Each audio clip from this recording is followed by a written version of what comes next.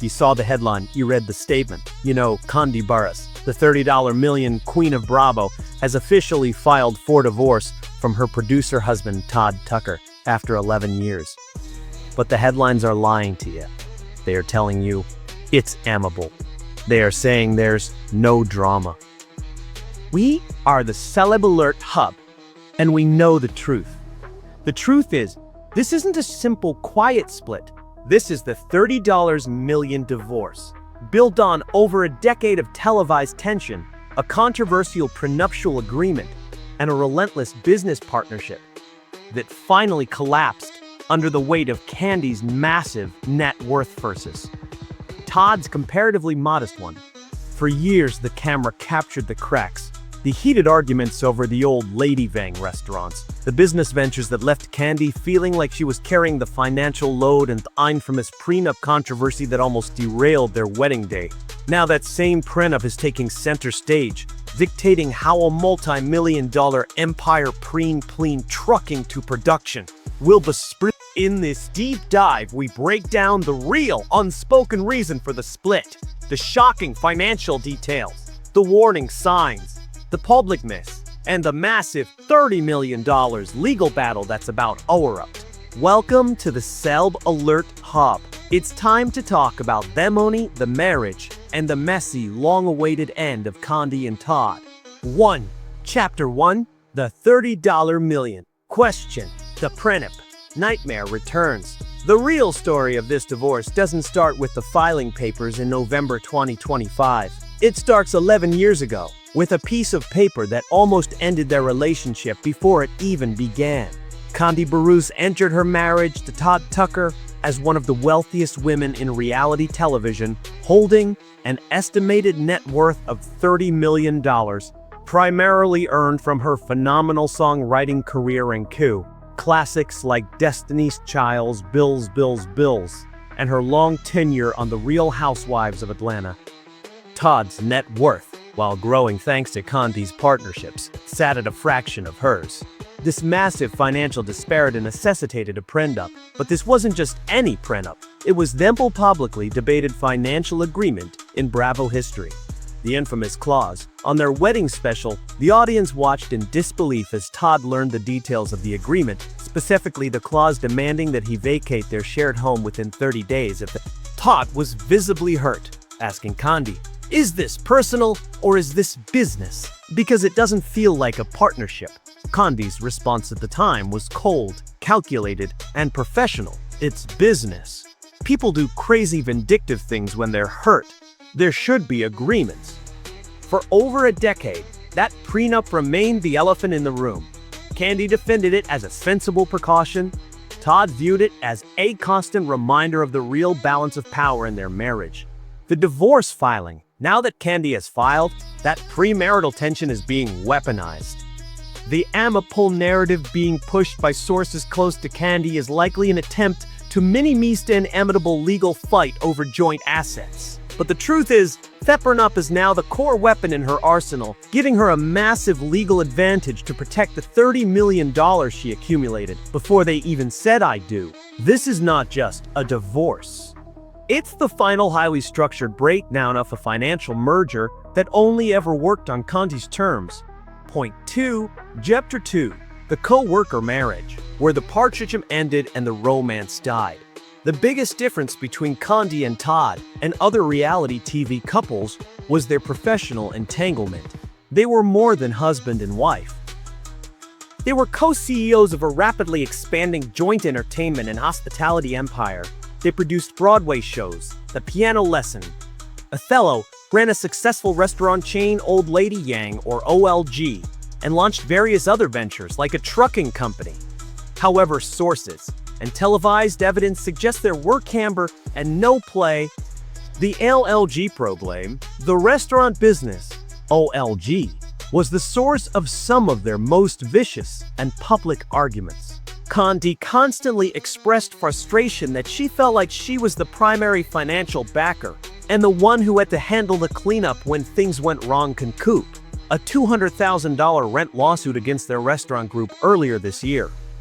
While Kandi herself was dismissed from the suit, the fact that the Burruss-Tucker restaurant group was still on the hook shows the financial risk Todd's management allegedly exposed them to. Kandi, the ultimate workaholic, increasingly saw Todd as a partner who wasn't pulling his own weight financially in relation to her massive earnings. He was a good producer, but he wasn't Kandi the peace statement. Kandi's official statement to the press was telling. She stated her focus was on protecting my peace and stepping into a new chapter pouring into my work, my family, and my own growth. The core message? Her marriage to Todd had become a source of stress and financial burden that compromised her peace. By ending the marriage, she is dissolving the co-CEO role that had become toxic to her mental and financial health. Point 3. Chapter 3, Mama Joyce Victory Lap, the I Told You So timeline. You cannot talk about the fall of Kandi and Todd without talking about the woman who predicted it all. Kandi's mother, Mama Joyce. Mama Joyce became a reality television icon for her relentless and often vicious campaign to sabotage Kandi and Todd's relationship, which she famously called a bad investment. Her core issue was always the same. She believed Todd was using her daughter's fame and money to build his own empire without the appropriate respect for financial contribution. The public allegations. Over the years, Mama Joyce made numerous cutting claims that fueled fan skepticism. She accused Todd of being an opportunist who was trying to come up on Kandi's dime. She suggested he had been seeing women other than Kandi and was not financially faithful. Most crucially, she believed Todd was an unmotivated business partner who benefited disproportionately from Kandi's labor and financial risk in their joint ventures. While Kandi consistently defended Todd, dismissing her mother's concerns as overbearing and irrational, the seeds of doubt were planted every time the show aired a new OLZ crisis or financial dispute. The public saw Kandi defending Todd to the point of tears, but never fully resolving the underlying issue, the massive power imbalance created by the $30 million net worth gulf. The immediate fallout. Sources close to the family tell us that Mama Joyce is not gloating publicly, but behind closed doors, the feeling is vindication. Her concerns were not just about personal dislike. They were about protecting her daughter's legacy. Now, as Kandi shifts her focus to protecting her peace and pouring into her work, the exact things Mama Joyce always wanted her to prioritize. It's clear Kandi has implicitly admitted her mother's financial warnings were not wrong. The greatest irony of this split is that the marriage failed not because of a sudden scandal, but because the business partnership, the same one Mama Joyce warned Kandi about, became untenable.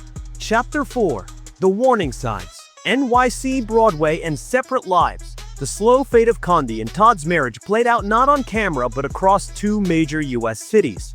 For months, as Kandi prepared for her highly anticipated role in the Broadway musical in Juliet in New York City, Todd remained in Atlanta, focused on their children, Ace and Blaze. While the official line was that Todd was being supportive and handling the home life, the physical separation highlighted a growing emotional and professional distance the Broadway clue.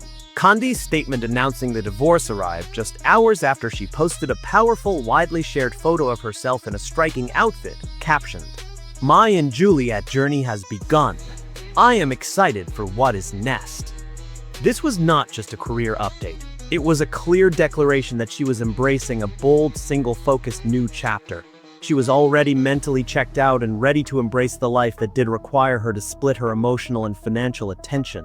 The ring disappearance. TMZ sources confirmed that Kandi stopped wearing her wedding ring several months ago, signaling the separation had been internally decided long before the papers were filed.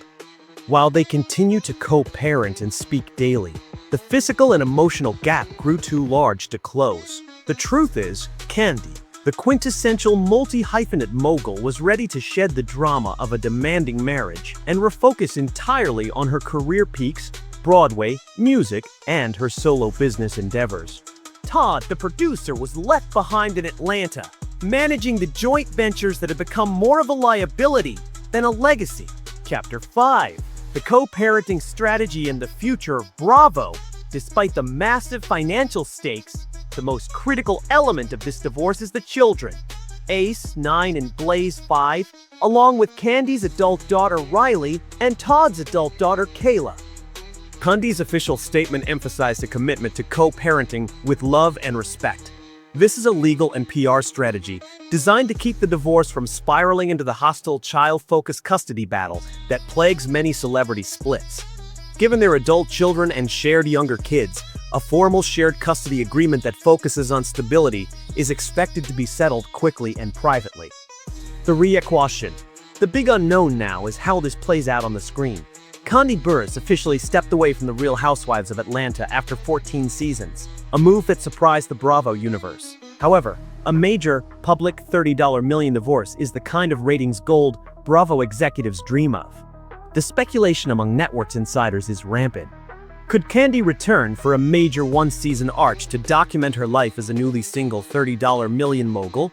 Or will Bravo pivot, instead focusing on her spin-off concepts, potentially giving the audience the Kandi, the Broadway chapter special they crave, fully separating her new life from the RHOA drama? Regardless, Kandi has secured her bag and her narrative. Her post-divorce life is guaranteed to be even more profitable than her marriage, ending the $30 million bottom line. The filing is complete. The statement is released. Kandi Burruss and Todd Tucker are over after 11 years. But remember the $30 million. Question: Evil blowout fight. It was about the slow, painful dissolution of a financial partnership where one partner's empire grew exponentially while the other struggled to keep pace. The Prenup, the legal barrier designed to protect Kandi, has now served its ultimate purpose. Kandi has chosen her peace, her focus, and her multi-million-dollar future. Todd, despite his attempts to match her mogul status, has lost his co-CEO. This is the end of a Bravo power couple and the spectacular beginning of Kandi the solo mogul era. For the absolute latest on the legal filings, the financial split, and the inevitable reaction from Mama Joyce, subscribe to the Celeb Alert Hub for more updates. Click that notification bell. You don't want to miss a moment of this reckoning.